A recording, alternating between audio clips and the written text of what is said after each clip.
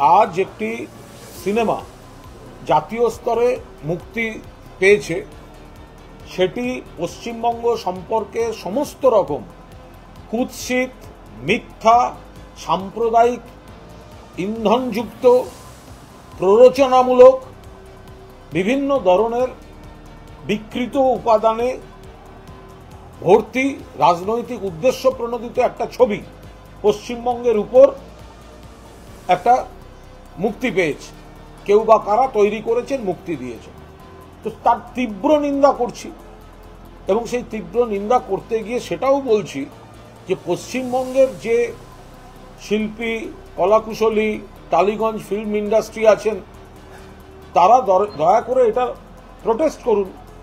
এবং সেক্ষেত্রে গিয়ে আমি বলেছি, তাদের মধ্যে যারা আবার প্রত্যক্ষভাবে আমাদের দলের সঙ্গে যুক্ত আছেন, তাদের আরও বেশি করে এই দায়িত্ব, এই ধরনের কুৎসিত কাজকর্মগুলো যারা এইভাবে বাংলাকে বিকৃত করে এটা জাতীয় স্তরে বা একটা ছবি যখন তৈরি হচ্ছে, সেটা তো দেশের বাইরেও আজকের এই ডিজিটাল দুনিয়ায় যাবে, তো এটা তো প্রোটেস্ট করা উচিত।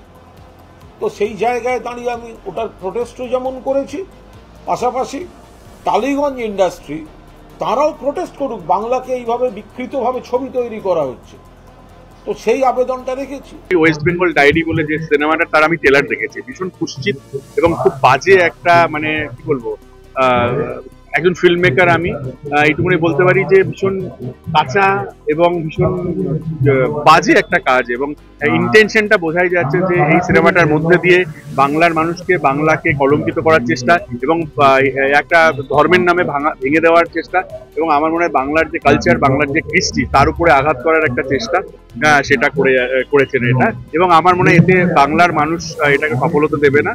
এটা অন্য জায়গায় ওই কাশ্মীর ডায়েরি করেছিলেন ওনার, অন্য ধরনের, এটা একটা প্রোপাগান্ডা ফিল্ম আমার মনে হয়, যে একটা রাজনৈতিক দলের, একটা পার্টিকুলার রাজনৈতিক দলের একটা প্রোপাগান্ডা ফিল্ম।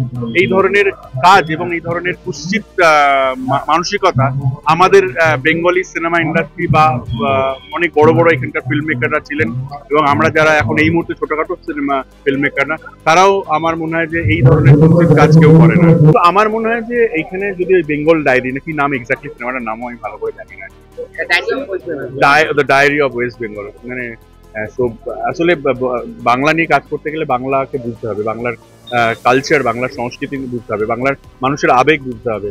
এখানে আমরা ধর্মের নামে কখনোই আমরা নিজেদের মধ্যে এখানে লড়াই করি না। এবং যেভাবে আমি জাস্ট ট্রেলারটুকুনি দেখেছি, সেটুকুনি পুরো দেখতে ইচ্ছে করছিল না। খুবই খারাপ, খুবই খারাপ। আমার মনে হয় বাংলার মানুষ একদিনের জন্য, এক সেকেন্ডের জন্য এই সিনেমা দেখতে যাবে না। এবং এইটা এক ধরনের রাজনৈতিক প্রোপাগান্ডা, এবং এটা বাংলাকে কলঙ্কিত করার একটা প্রোপাগান্ডা সিনেমা।